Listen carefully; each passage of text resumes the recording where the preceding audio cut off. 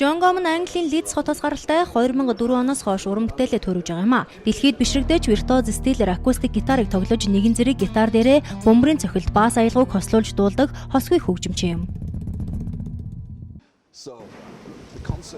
За миний тоглолт 2015 оны 12 сарын 2-ны өдөр 19 цагаас Ivy ресторанд болно. Энэ гайх Монголд одоо улсад хийж байгаа хамгийн анхны тоглолт болох юм аа. За миний гитар ган утастай акустик гитар байгаа. Би гитаранд Velma гэж нэр өгсөн. Би бараг 20 жил энэ гитарыг тоглож байгаа. За энэ гитарын дээр би бөмбөр цогтөг, бейс тоглодог.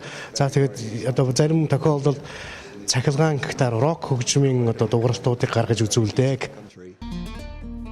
2012 оноос хойш түүний Face and Flower дуу дэлхийн нийтэд тесрэлт хийж 10 гаруй сая үзэгч энэхүү видеог үзсэн байна. John Gom-ийн фэнүүдэд дэлхийн нийтээр 5 твээр тархсан төдийгүй түүний анхны цомог 50,000 хувь борлогдож байжээ. Энэ оны 12 дугаар сарын 2-ны өдөр Ivy ресторан тоглох тус тоглолт ганцхан удаа болно. Тоглолтын тасалбар 40,000 төгрөг, суудлын тоо хязгаартай тул та яраарай.